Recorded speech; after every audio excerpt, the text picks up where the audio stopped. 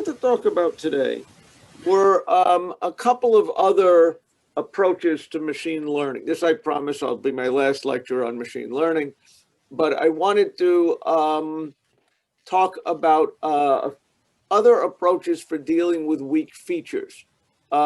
We talked a little bit last time. Last time I talked about boosting, which was one way of dealing with weak features. Again, you could imagine building large numbers of decision trees. You could imagine, what you call it, trying to find a way to combine these kind of weak classifiers into a, single stronger classifier. Um, there, there are another way of building kind of weak, combining a world where we have a large number of weak features to a classification problem. And the classic example where this becomes important is something like spam prediction, okay, or text classification. In text classification, you often have a certain kinds of number of types of documents you're interested in. The classic example is spam versus non-spam, okay? But there's and all kinds of different classification things. I know when I get my email from Google every day, there is, the question of what is my primary email, what are promotions, what are social. Somewhere, Mr. Google has somebody who is trying to classify each one of those, my emails, into those categories. And, one way of doing it is to just look at the underlying words, okay? And again, this is maybe a little primitive these days, but still a useful technique, okay, would be to take a look at each word and use that word to try to decide whether, as a classifier to decide whether or not the document is category 1 or category 2. Again, spam or real email. The word sale probably occurs more often in spam than it occurs in real email. Okay, so if I get an email message that has the word spam in it, sale in it, it's probably a weak classifier for spam. But there's plenty of real emails I have that have that word in it. So it's an example of each word kind of can be a weak feature, but maybe the combination of all the words provides a strong classifier. So that world of weak features, okay, gets us into these ideas of Bayesian classifiers, okay? Now, what was Bayes' theorem again? Bayes' theorem, okay, suppose we have for every document, we have an input vector of features. Here we've got n features associated with each document. Perhaps it has to do with the relative frequency of each word, the, cat, the last word might be dog, okay? For each one of the words, actually, it should probably go from A to Z if I'm making, so presumably it'd go from like aardvark to, xylophone or something like that, okay? And for each word each word of the dictionary, we know how often it occurs in our document. We can then use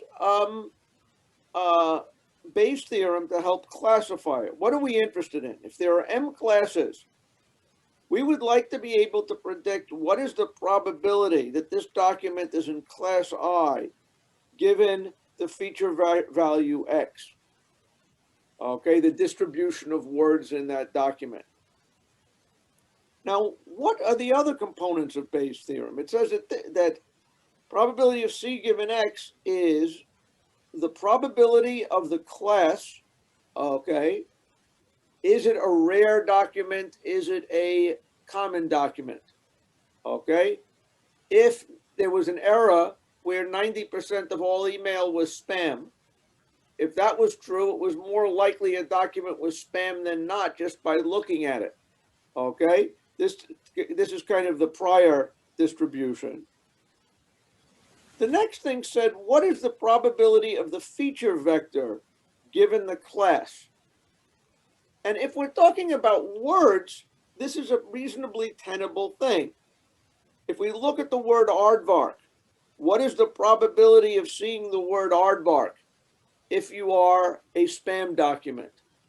Well, if you've seen enough spam documents, you can count how many times the word aardvark occurred in it, okay, and get an estimate of that. So certainly, for every component of this vector, it's relatively easy if you've got examples just by tabulating to get what's the probability of that of the components of that vector given the class. The denominator, okay, is the one that looks a little bit tricky. What is the probability of there being a document with exactly this word distribution? And I don't know, a priori, that looks like a hard thing to kind of estimate. We could look at all the documents that have ever been published in the world and count what fraction of them actually had exactly this word distribution. But if the document is more than a few words, the answer is going to be, I will have never seen a document with exactly that word distribution. So we want to use Bayes' theorem to try to classify things.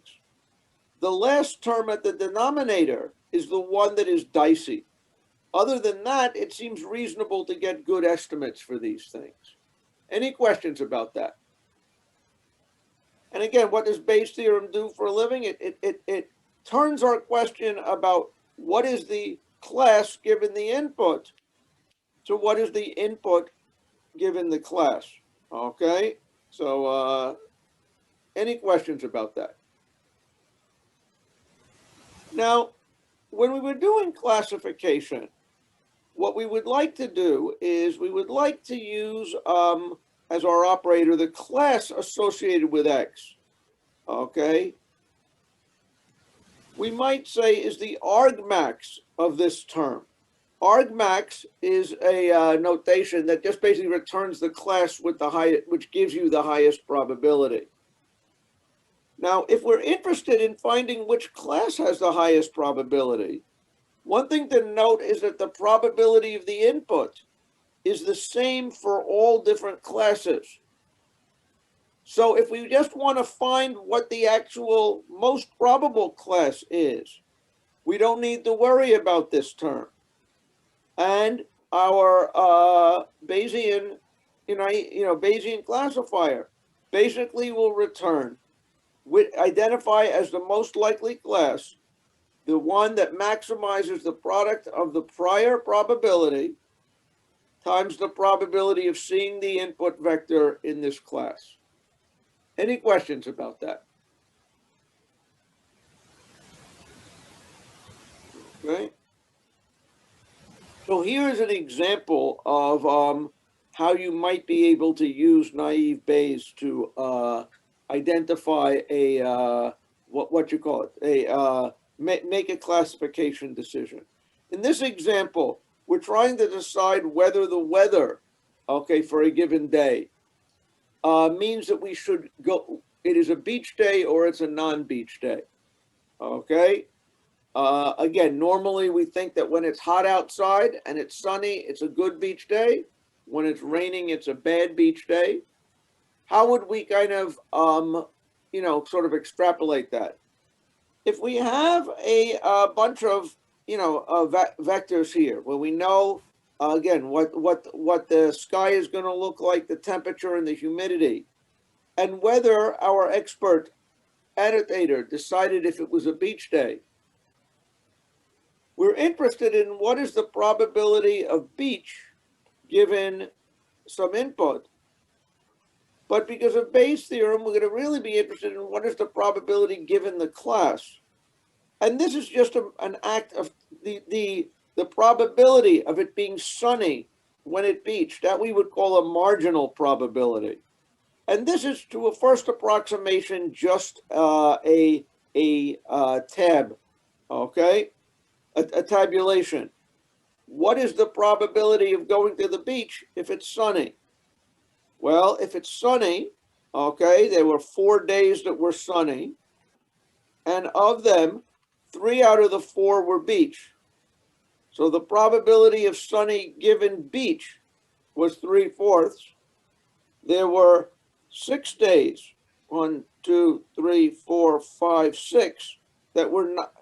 Oh, actually, wait a second. No. I did this wrong. Let's come back. Got the right answer, but did it wrong. Hold on.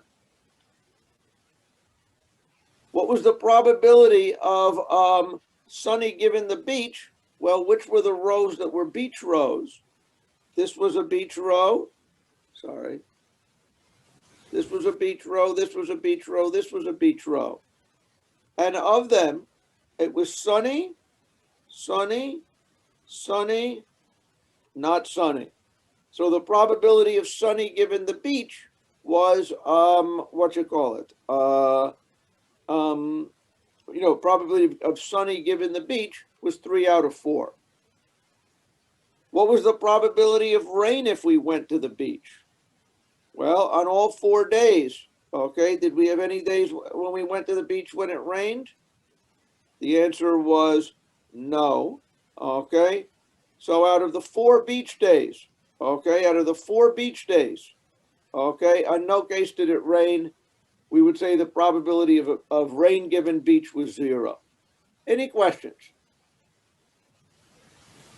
So basically, it's easy to tabulate these probabilities. Once we have these marginal probabilities, okay, then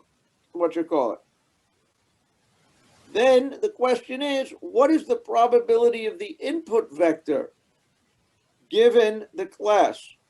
Okay, if we have our input vector contain 2 features, if these 2 features were independent, okay, the probability of both A and B happening was the probability of A times the probability of B. If the components of the features vectors were independent, then the probability of them all being satisfied was just obtained by multiplying them together, okay? Now, when there are dependencies, when there's correlations between things, okay, the probability of A and B is not PA times PB. But the calculation is much simpler. And in the naive Bayes method, we're going to ignore the dependency between things, okay? And just kind of estimate the probability of our vector as the product of the probabilities of each component of that. Any questions? The good thing about assuming independence is that it is simple. The bad thing about it is that it's not always right. What is the probability of a man having a size 9 shoe? I'll confess I have a size 9 shoe. What is that probability? My left foot being a size 9, I'm going to guess 1/11 of the men in the world have size 9 shoes. Okay? A size 9 left shoe. What is the probability of me having a size 9 left shoe and a size 9 right shoe? By our naive Bayes method, it's going to be that probability squared. In reality, of course, the 2 feet sizes are very highly correlated, and this would be an underestimate of that. Any questions? Okay, any questions about how this naive Bayes thing works? So the complete idea is that we're going to be seeking the argument, okay, that maximizes the probability of the prior for the class where it's the product of the prior of the probability times for each of the n components of the vector. Looks like here there's m classes, n components of my feature vector. And in this world, we're going to compute what is the probability of feature I given class, feature J given class I. Okay, any questions? The important thing to see here is if you have a large feature vector, let's think back to that spam case. In the spam case, maybe we would use the top 10,000 words in the English vocabulary, okay, as features. What is the probability of, if we multiply 10,000 probabilities together, each probability is a number between 0 and 1, so it's a relatively small number. When you multiply 10,000 of these together, you get an unbelievably small number, and you run into numerical problems. So we are better off maximizing the log of this expression. If we take the log of this expression, it's the log of the prior plus the sum of the logs of these probabilities. This is a much more numerically stable thing, and the thing that maximizes the log of the probabilities also maximizes the probability itself. Any questions about that? Any questions? Okay, so how would we deal with it? What was the probability of going to the beach if it was sunny, mild, and high? By multiplying these things out, okay, I got a probability of that probability of going to the beach on that day was 3%, okay? The probability of not going to the beach was 1%, okay? The way we would think about it is, therefore, we would decide that this was a beach day. Okay, any questions about the naive Bayes thing? It should be recognized as being a fairly straightforward way of dealing with things. If you have a large number of features, okay, that you can reduce, where the features are, over a kind of bounded class here. Okay, any questions about that?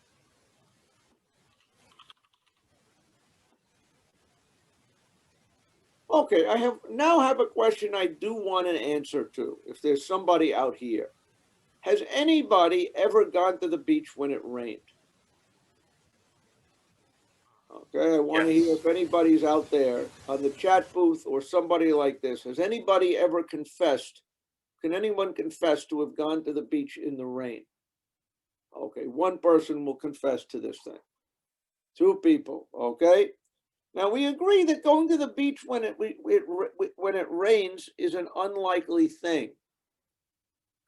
What would be the probability of us going to the beach suppose we have a day where it rained, but it was hot, and the humidity was low for some reason.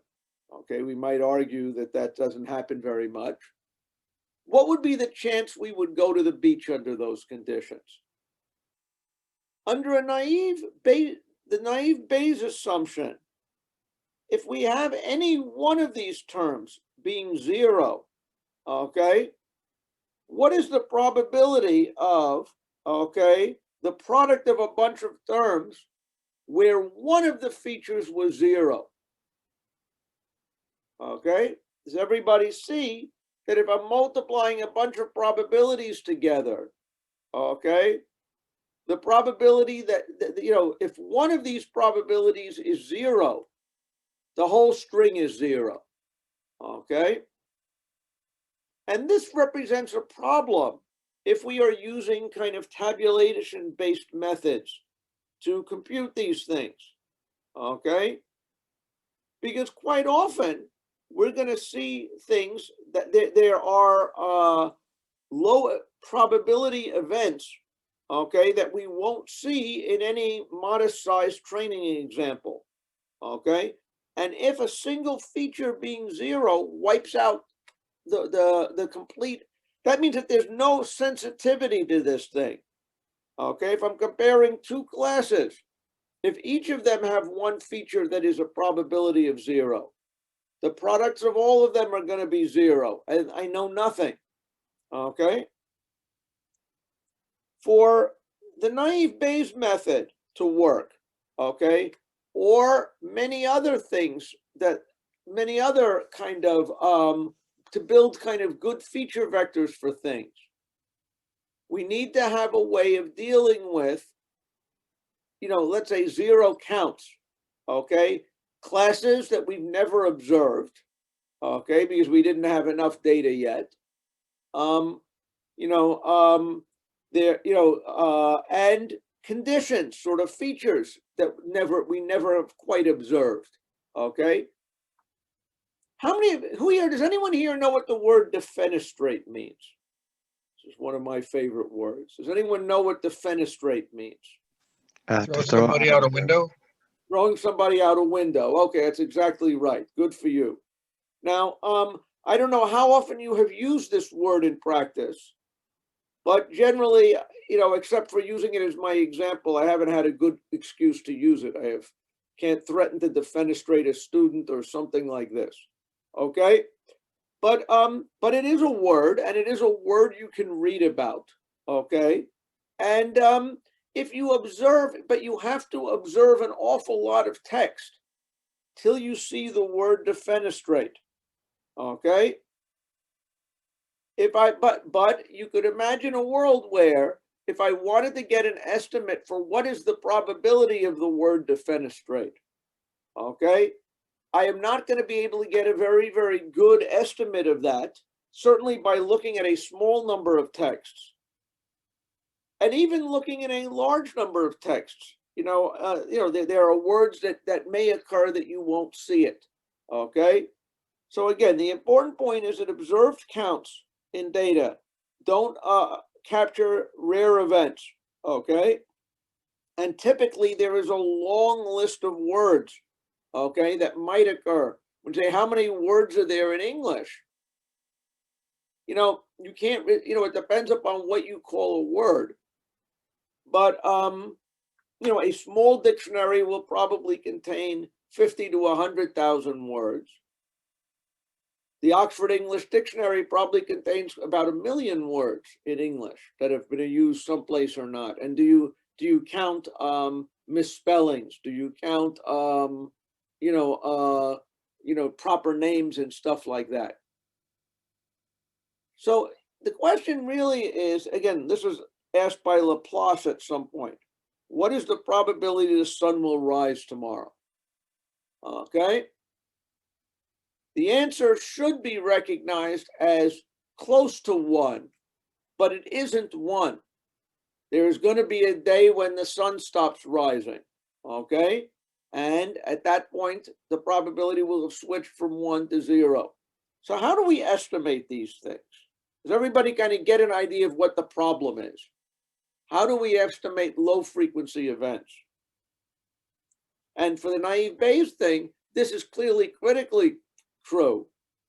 For many of you earlier on, you had probably feature vectors, which were very, very sparse. And you may have had a similar problem. The technique to employ is something called discounting. And discounting is a way to adjust our frequency counts for unseen events.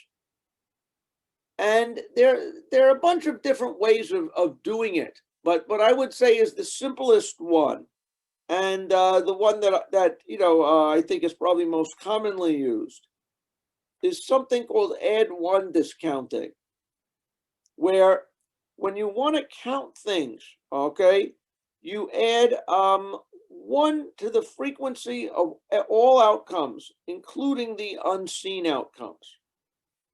So suppose, let's say we're trying to figure out, we're drawing marbles from a bin. Suppose the first marble we drew was red. Okay, we now have 1 real marble. Red, 1 marble, and it's red. What would we want to say is the probability that the next marble is going to be red? If we did it strictly from observations, we would say it has to be red, right? Instead, with add-1 discounting, what we would say is we would add an other category, and we would give that 1 count, and we would give this one 1 count. And under add-1 discounting, the probability of the next marble being red, we would take as being 2/3. Okay. If we get another red marble, okay, Now our observed chance probably goes up to, goes up to 3/4. Okay, another red marble, 4/5. Okay. If in fact the entire urn is going to be red, the more and more marbles we observe, the higher the probability we're going to call the next marble red. Okay. But with this technique, we always leave some probability of other things happening. Okay. There would always be a probability of it raining on at the beach. Okay. And, again, this is a useful technique to make sure that we don't end up having any problems.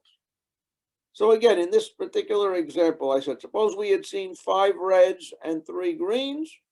Okay, what's the probability of seeing something else?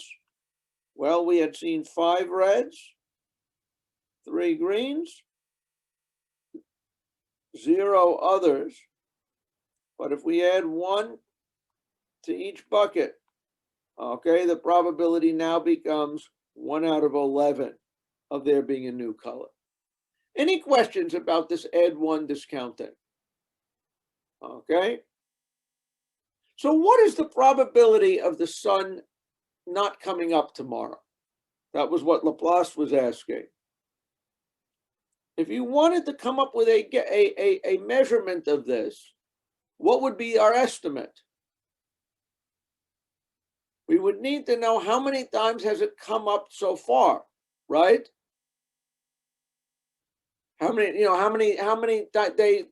often has it come up so far? You could say, well, I'm 60 years old. I have had the sun come up every day. 1 over the probability of it not coming up would be 1 over essentially the number of days that it had come up. Okay. And depending upon if you want to count it as the human number of human observations or some theory about when the universe was created, okay, you can get that kind of an estimate. Any questions about that?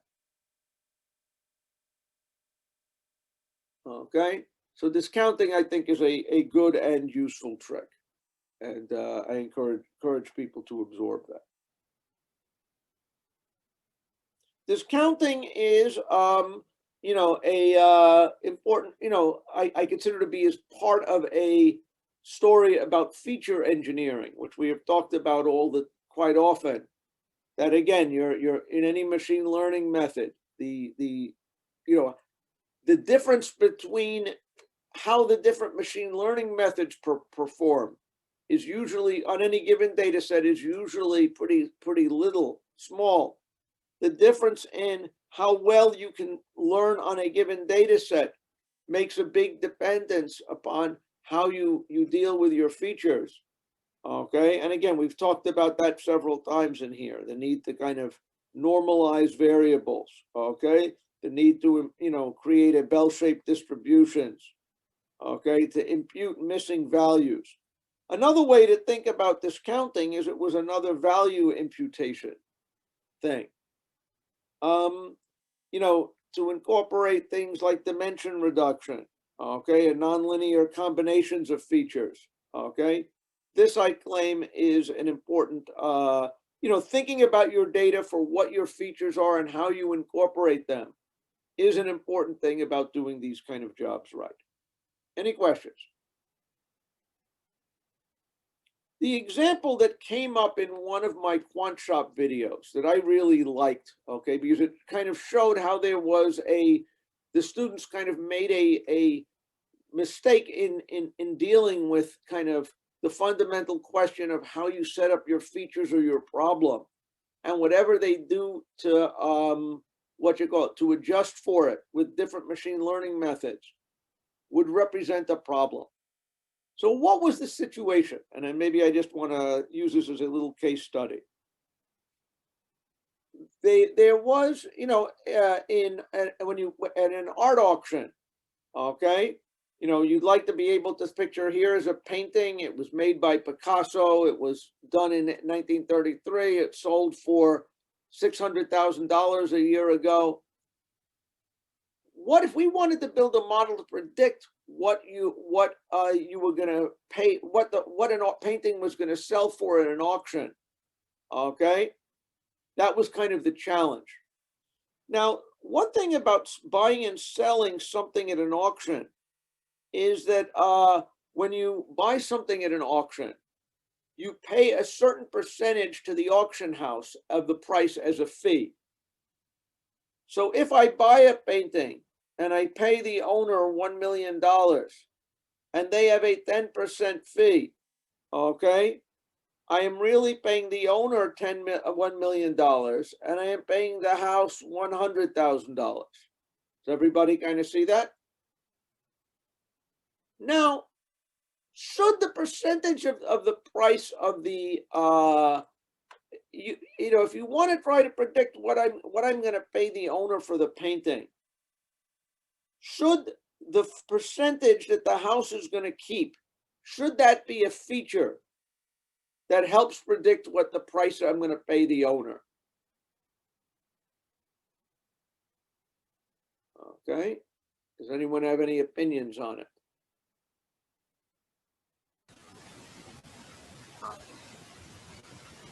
No, it shouldn't. You don't think it should matter? So if the commission for the house, which everybody knows, suppose you were buying it from, you know, a place that charged a 100% commission versus a place that's charged a 0% commission. You don't think that would make a difference in how much I'm willing to pay for the painting?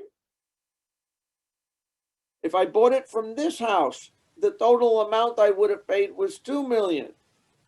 If I bought it from a house with this house, I would have paid $1 million. Do you think that the commission makes a difference in what I am willing to pay to the owner of the painting? I think the answer is obviously yes. Okay? Do people kind of see that or not? If I know I'm going to be paying more for a commission, it would seem that I should be willing to pay the artist less, the more of a commission I'm going to be paying. Okay, if we assume I've got a budget for what it will take to buy this painting. So what was the right way to incorporate? Any questions about that? I don't know if people are understanding the situation here. So there was a question of what is the right way to incorporate the commission into the cost of trying to predict what the owner is going to get for the painting. One possibility is to use the commission percentage as a feature. I have a column that says commission, when this painting sold, the commission percentage was 10%. Another was to have a column where the commission, it would tell me as a feature what was the total amount of commission paid when I sold this painting.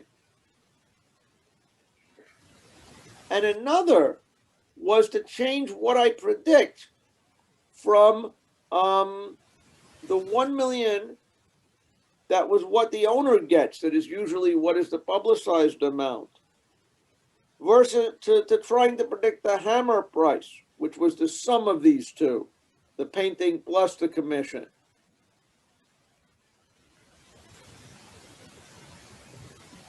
Which would be the right way to deal with this in a predictive problem? Is there anybody who's following the discussion enough to have an opinion on this?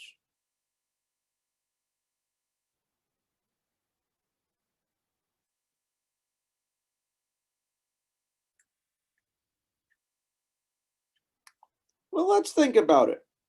If I have the commission percentage as a feature, okay, the good thing is the commission percentage is known at the time that the salesperson is buying the painting. I know that I'm going to have to pay it when I make my bid. The bad thing is what the percentage means in a model is a function of what I'm actually paying, right? So if it was like a linear regression, I couldn't figure out how much to add to the 10% in order to make it, kind of meaningful for both expensive paintings and little paintings. If I did the second thing, what's wrong? Can anybody see what is wrong if in my feature vector for the painting, and I'm trying to predict the sales price, if I had a column here, which is how much I actually paid on commission?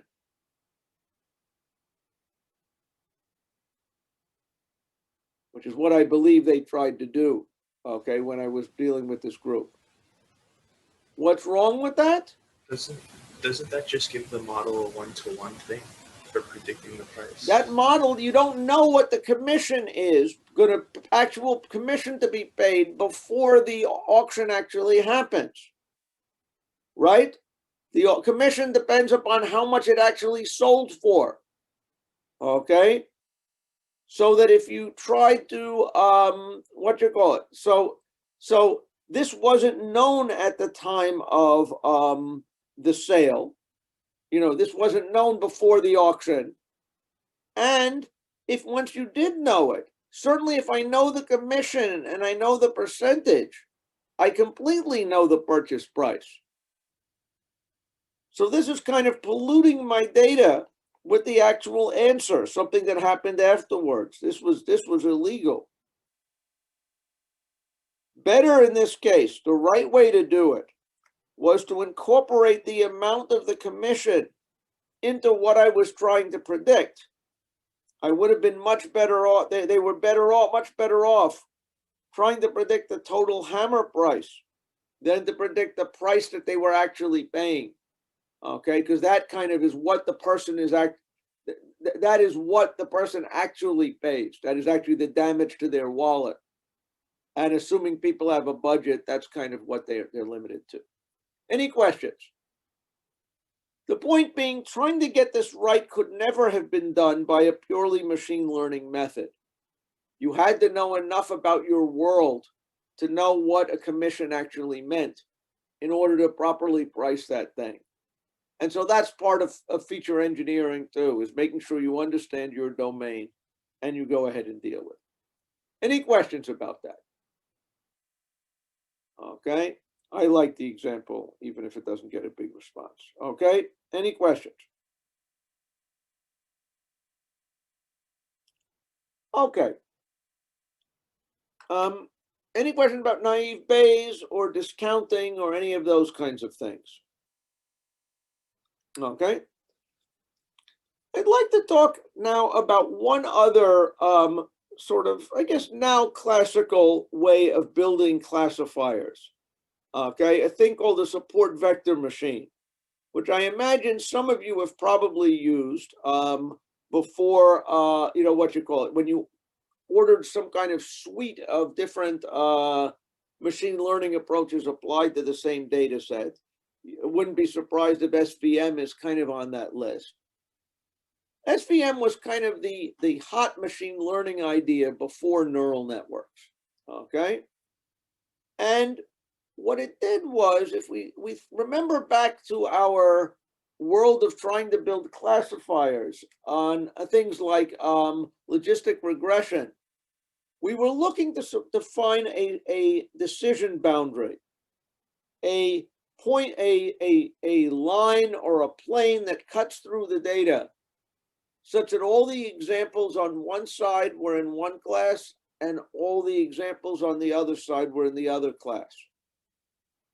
Now, the optimization goal in support vector machines is that they want to find what is the maximum margin linear classifier separator between the two lines. By maximum margin, I mean the biggest thing that you can drive a truck through, okay? If you think about it, you have a line. The line that separates the classes ideally should be equally spaced between the two classes, at least in the support vector machine idea.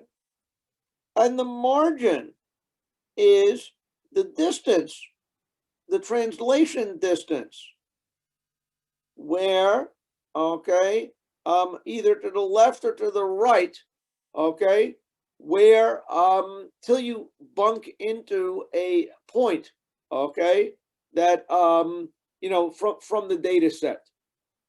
It should be clear that if we have this support vector and we move it all the way to the left, it's still going to keep classifying correctly until it slides to the left over one of the points of that class. So any classifier that cuts through this channel is going to be a correct classifier. It'll, you know, successfully partition the points. But the maximum margin one is going to be the one that has that maximizes the translation, the minimum translation distance till we hit a point of our you know, of the data set. Any questions about that? So what's the philosophy in these SVMs? The best classifier is the one that has the biggest margin, okay, between them. Okay, any question? Wait, how does excuse me, for average margin? Doesn't say average margin. Oh, it's just margin, maximum It margin. says maximum margin. Okay. Okay. So, how does it? Isn't there this sort of no man's land where it's a bunch of maximum margins between the classes? Okay, so you could imagine a world where, let's say that, so you're saying there might be a no man's land where there might be a second place where there is something that is equally large. Okay, if so, I would say you pick one. Okay, it's not obvious to me how that can happen, but it presumably could. I guess if I had a it's not immediately obvious to me whether you can have ties, but it's not clear you can't. Okay, I will assume that you're happy with any one that is as big as possible. Okay, but the important thing to see here is that this reduces the problem of finding a separator to a purely geometric problem. Does everybody kind of see that? That if you have sets of points, this is now about a geometry problem. Given points in the plane, find the channel between them that is as big as possible. Okay?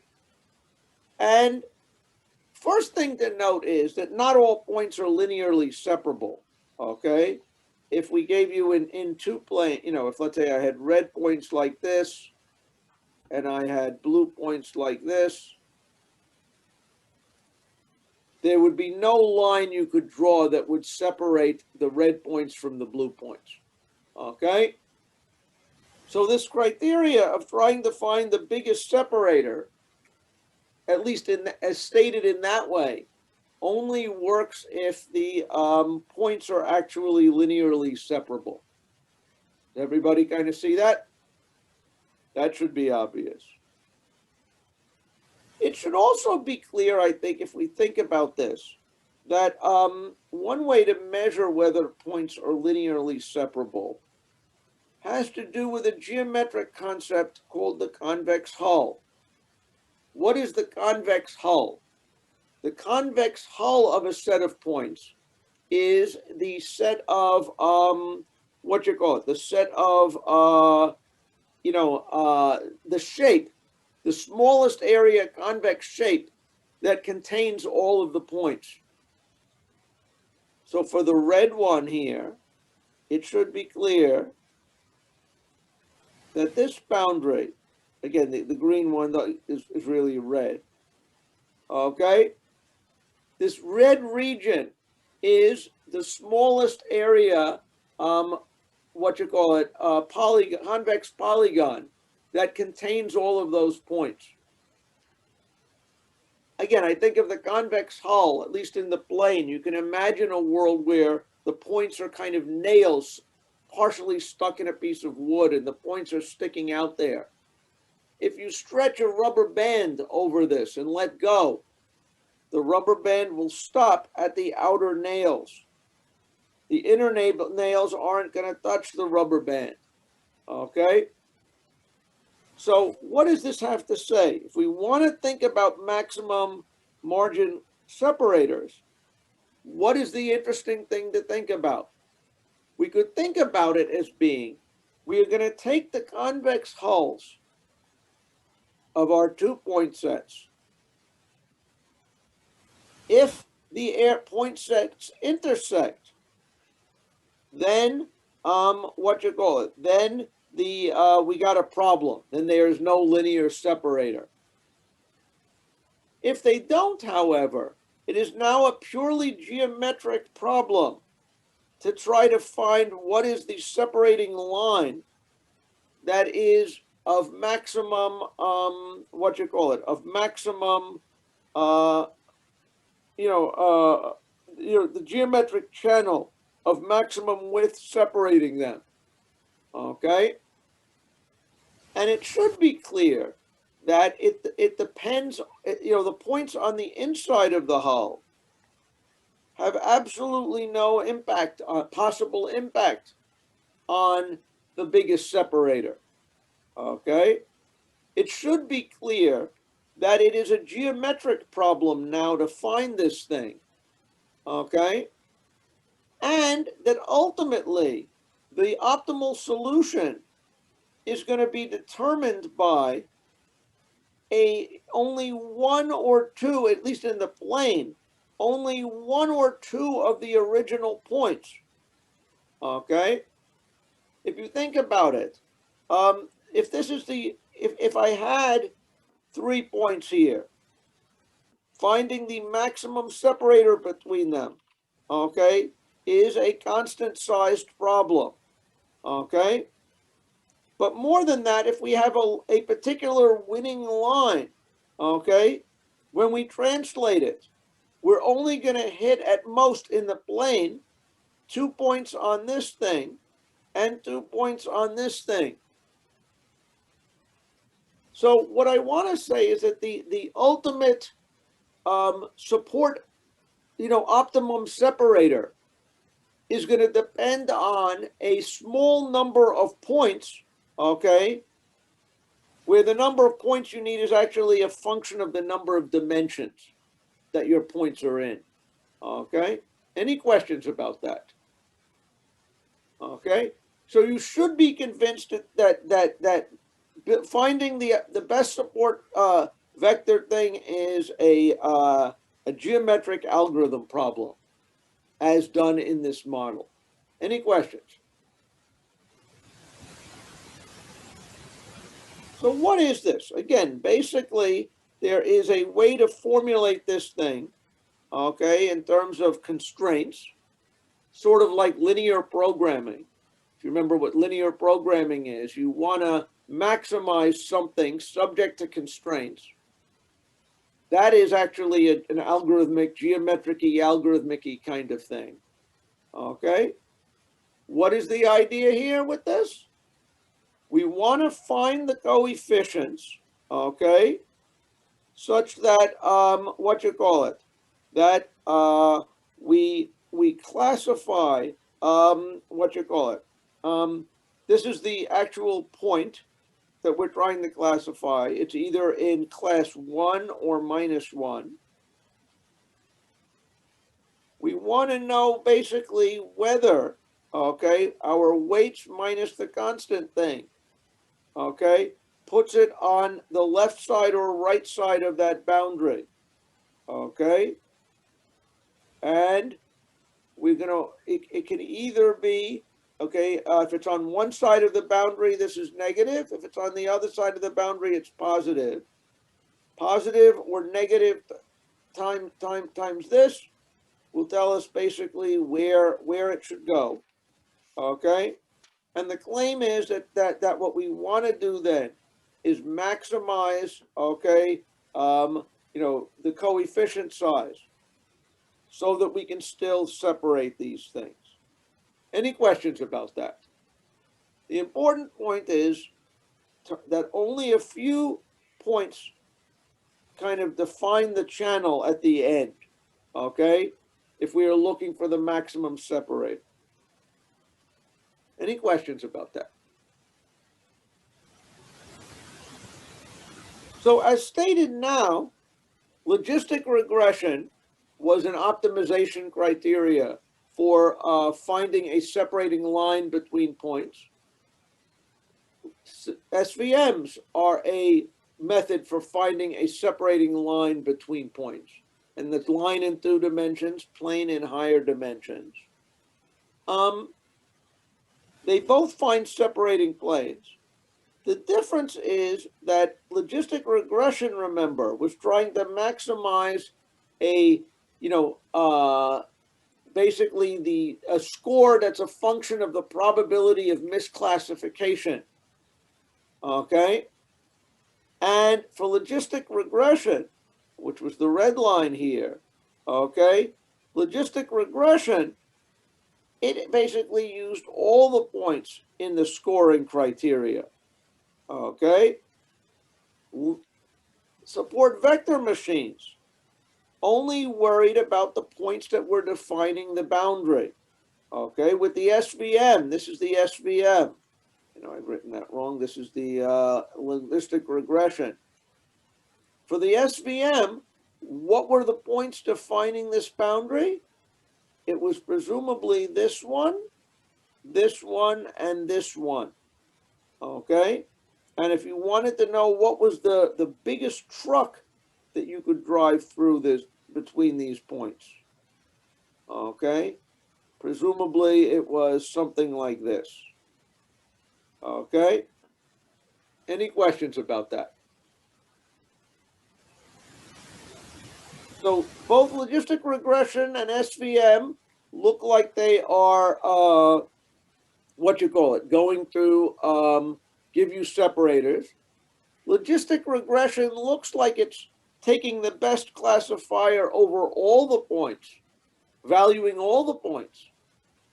Well, SVM is only really valuing the ones at the boundary. That would seem to be a vote against SVM, okay? But on the other hand, it's kind of a most robust separator. That's kind of the way to view it, okay? Any questions? Yes. What? So is there a case where only considering the points at the boundary is bad? Where what is a point? Only considering the points at the boundary is a bad. So you could imagine a world where, let's say that there was a classifier. Okay, let's think what might be bad.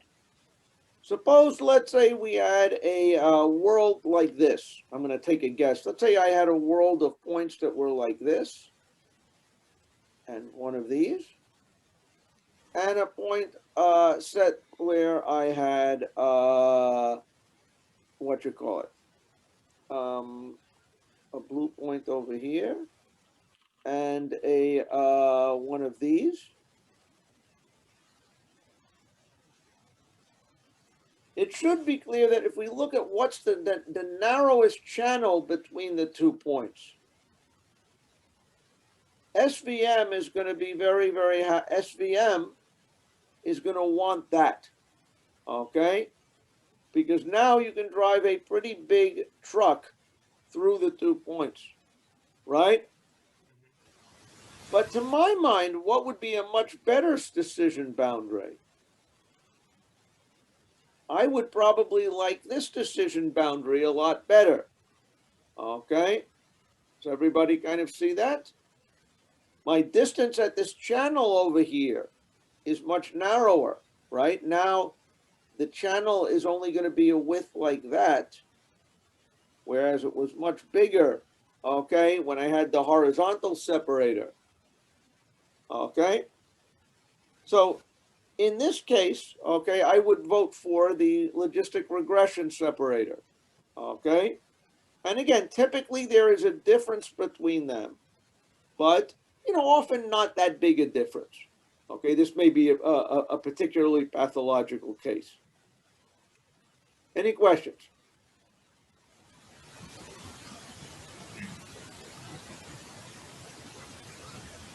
What else is exciting though? Again, one of the problems with logistic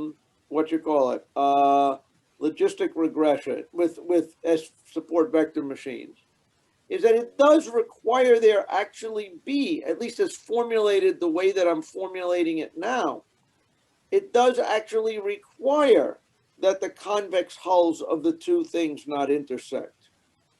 And again, for this particular data set over here in 2 dimensions, it's pretty clear that the convex hull of these things absolutely intersects. In fact, one is completely contained within the other.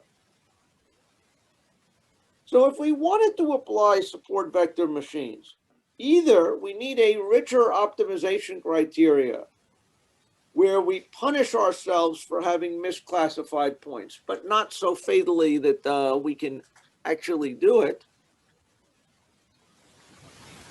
The other technique that turns out to be what makes support vector machines very powerful is we can always separate points if they are in high enough dimensions. If I give you any 2 points, one red and one blue, is it clear that there is a separator between them? Assuming the points are distinct, the short answer is yes. In the plane, if you give me 2 points, okay, I can always find the separator. In the plane, if you give me a 3rd point, okay,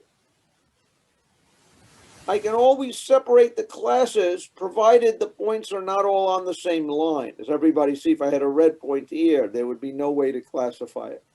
But if I've got 3 points where no 2 of them are on a line, there's always a separator. But by the time I get to, okay, don't know. So, but by the time that I got to 4 points, okay, in 2 dimensions, there exist sets of 4 points, okay, where there is no separator between them, okay? But if I take my points in a high enough number of dimensions, there will be a linear separator. Again, we saw this example of a central cluster inside a bigger cluster. It turned out that if I added a 3rd dimension, x squared, y squared, that would lift all the outer points kind of up, okay? If I do that, that's enough to create a plane where in 3 dimensions where I can separate red and blue.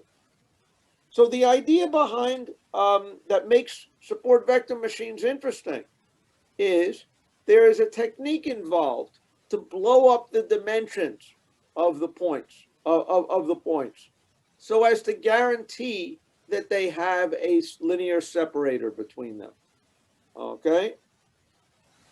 And the way that they do it, again, there's different ways that you can project, you can take endpoints and project them to higher dimensions, okay? The way that that they do it is a most popular way of doing it with support vector machines is you take let's say you have your points are sitting right now, you have endpoints in d dimensions, okay? We want to blow the endpoints up to n dimensions. By the time you've got endpoints in n dimensions, there certainly is a separator between the 2 classes. So what is the idea? A typical idea is to create for every point to create an n-dimensional feature vector. If you have n training examples, P1, P2, ... Pn, okay? And create for each point I, the distance vector of point I is going to be the distance in its d-dimensional representation between the points. Okay? Is going to be my vector here. So if I use my points in d dimensions, I can blow them up to an n-dimensional set. by now defining my dimensions as the distance to point 1, the distance to point 2, the distance to point 3. By the time I got to pi, the distance would be 0, but every other one of these would be distances, okay, non-zero distances. So one technique to guarantee linear separability would be to take my d-dimensional points, blow them up to n dimensions, okay? Find the maximum margin separator in n dimensions. And now I can classify, use this straight line thing, which will guarantee separate the endpoints. I can now use it with a new example. With a new example, I am going to blow my d-dimensional example up to an n-dimensional vector, okay? And then depending upon which side of that plane it lies on, I would give it a classification. So people talk of this operation of blowing up the dimensionality to basically correspond to the difference of anything. That's kind of called a kernel function. And if we did this normally, we would be taking an n by d data set and blow it up to be a n by n data set, which would be much, much larger. So this seems like a very expensive thing to do. The magic of SVMs are that you can actually, by using these kernel functions appropriately, you can sort of work with the points implicitly in n dimensions without actually constructing them. These n-dimensional vectors are the distances to all the other points. Okay? The claim is that the interplay between the fact that d is small relative to n and that our decision boundary is only involving a constant number of points means that it can still be efficient to work on these kind of higher dimensional projected points, okay, without actually having to build the matrix. You can reconstruct what you want from by just applying the kernel function to a given point, okay, when you need it, okay.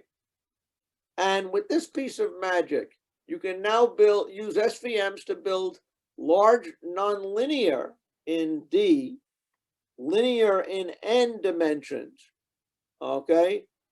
You can construct these efficiently, and these prove to be very, very powerful classifiers.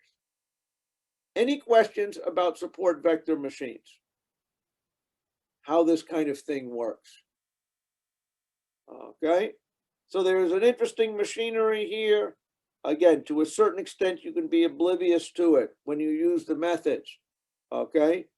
But basically, they guarantee linear separators in high dimensions by doing these kind of projections, okay?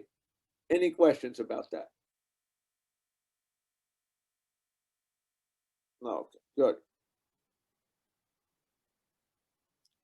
The final thing I want to talk about, and again, I'm not going to talk about it very much, is the thing that everybody's supposedly excited about. And when you take a real machine learning class, you will these days spend probably most of your time on, is neural networks / deep learning, okay? You know, I am not spending the time on it so much in here, but I do think that in data science, you're typically looking at modest-sized data sets. You're typically looking for explainability. You're looking for a lot of things that aren't given to you by neural networks, okay? Although obviously they're great for other things, okay? But what is the idea? In a neural network, we have data coming in one way through an input layer. We are doing computations on where on hidden layers, where we are taking basically linear combinations of the information at the previous level and computing essentially a weighted sum at every node of this layer. Then we pass it through some kind of a nonlinear thing to get an output value, which will get passed to some other layers. And eventually, there will be one node here that will take just the inputs from the last layer, okay, compute a score. And if we're using it for classification, if that score is above some level, we will rate it as class 1. Otherwise, we'll rate it as class 2. Okay.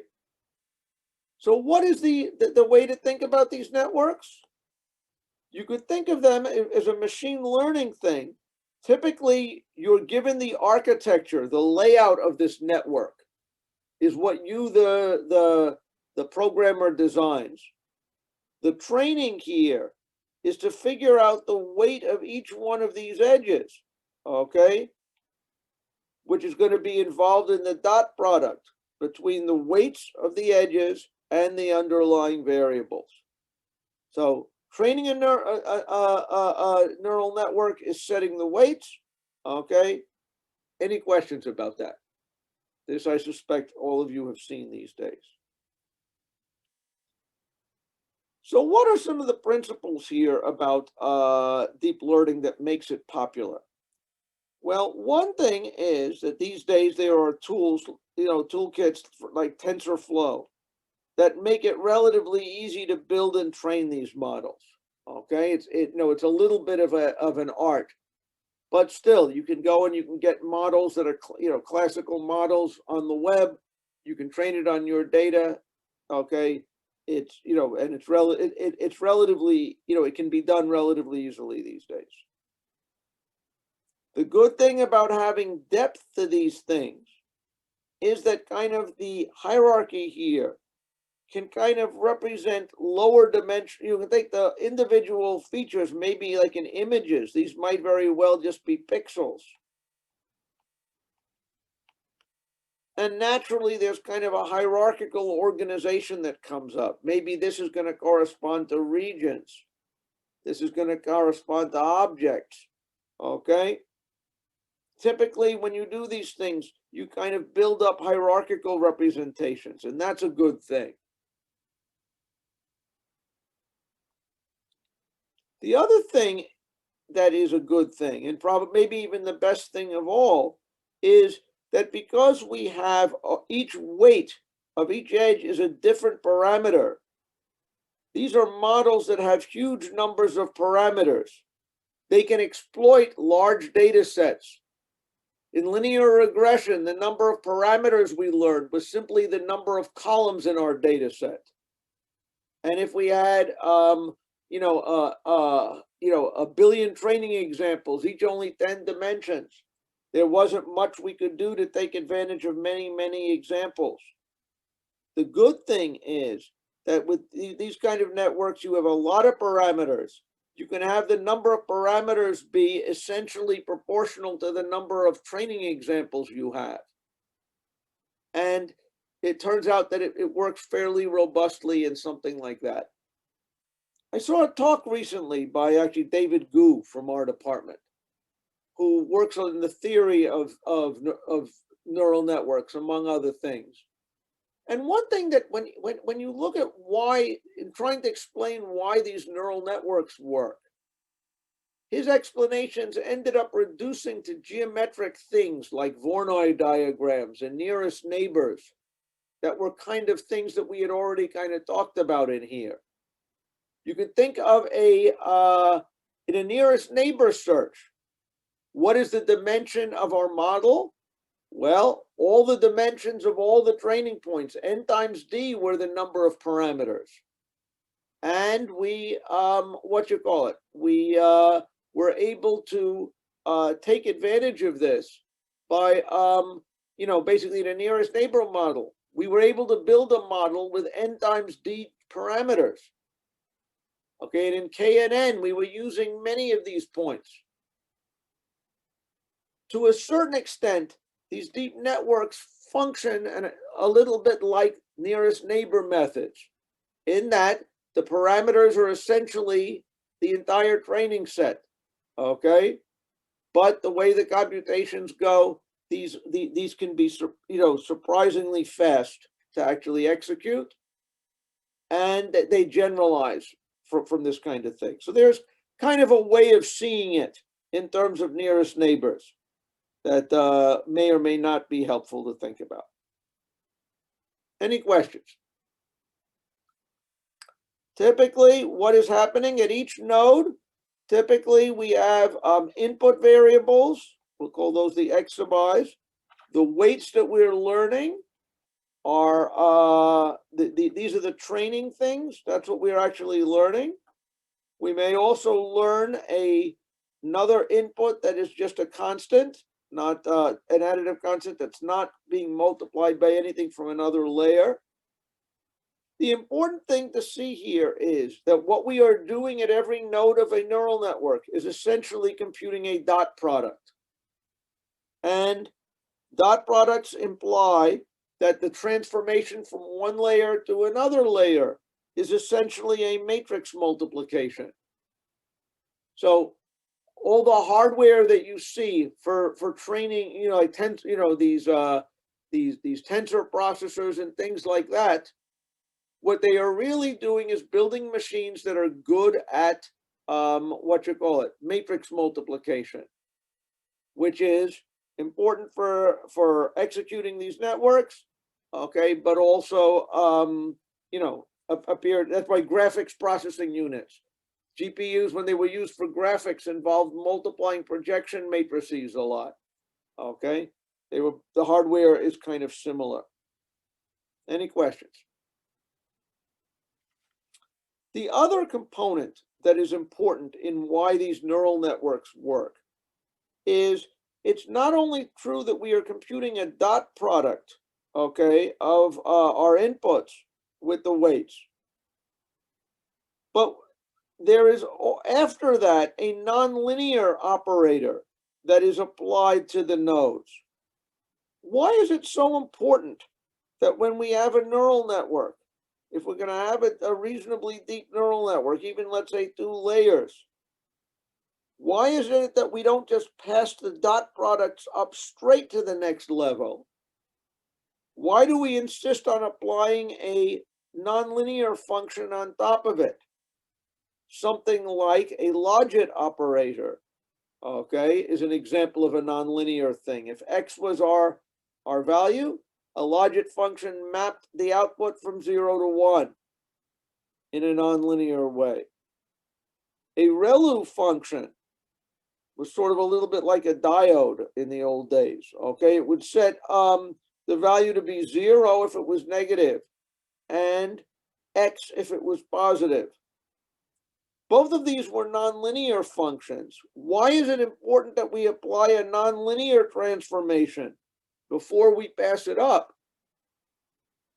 The reason is that if you don't, okay, depth doesn't have any power, okay? If you look at this particular example, here I've got a 2-layer neural network, okay, with 4 nodes, 2 layers, where if all I did was compute the dot products of these things, this network here, which has a node of degree 4, has the exact same power, okay? Because there's kind of, I guess, a the properties of this thing. If you don't have nonlinearity, okay, you can kind of compose these functions, and it works the same way, okay? So nonlinearity is what enables us to take advantage of depth. The dot products, the matrix multiplication, lets us take advantage of the power of matrix multiplication. The way you train these neural networks, okay, is with some kind of an optimization algorithm that's going to be setting these parameters to best fit to minimize the amount of error in these things. We talked about stochastic gradient descent as a way of doing it for minimizing the error in convex functions, okay? The optimization function in a, a deep network is not convex, okay? But the algorithm known as backpropagation kind of has some of the same flavor, okay? It ends up basically taking each training example, adjusting the weights, just like with stochastic gradient descent. Each training example we would use to plot our next direction of our move, okay? And again, these algorithms are non-convex, okay, so they're hard to fit, but generally produce good enough results. Any questions about that? The thing I guess I'm going to end on, just because I find it cute, okay, is one neural network that application or something like that I found very, very useful over the last 5-10 years, is this idea of word embeddings. Word embeddings are representations that are learned in a relatively unsupervised way. This is kind of an interesting thing. Suppose I give, if you wanted to learn what words meant, okay, one way to tell whether you know what words mean would be as if you were good at predicting what a missing word would be.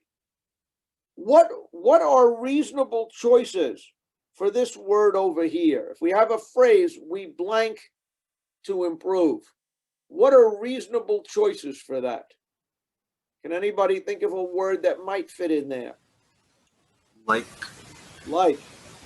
We would like to improve. We would hope to improve. We would want to improve. Okay? We would car to improve? No. We would dog to improve? No. Okay? Certain words belong here, certain words don't. What was in analyzing text, you have large amounts of text that is correctly written in English.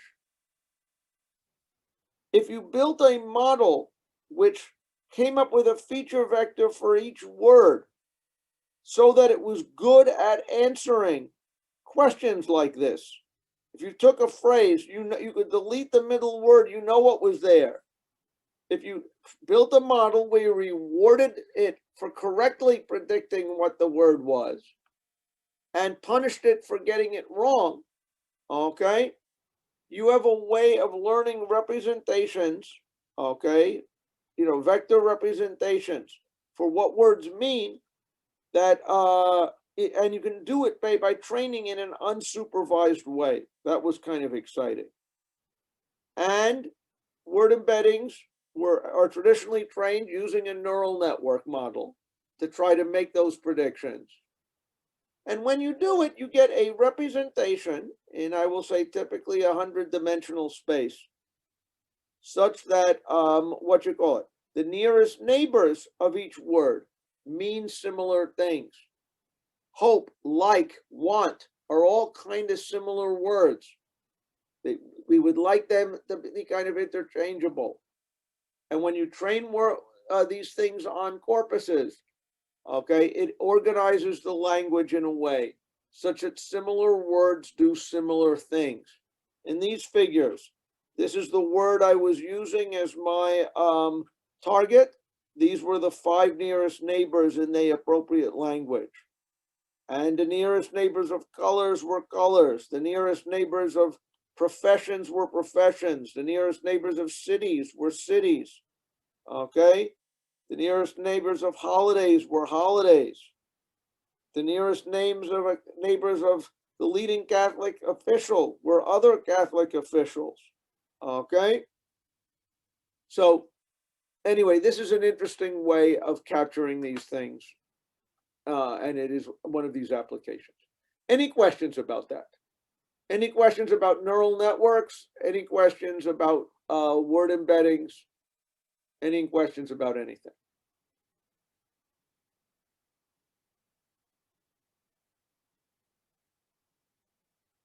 If not, I'll thank you for your attention. If I'm going to go to my office hours next, and if you guys want to talk about your projects, I'm happy to do so. Okay. If not, take care. I guess next week we don't have classes because it's Thanksgiving. Have a good Thanksgiving, and you know, be thankful you have the time, and thankful for everything you have, and for the chance to work on your project over the break. Any questions? Okay, thanks a lot. I'll see you guys after Thanksgiving.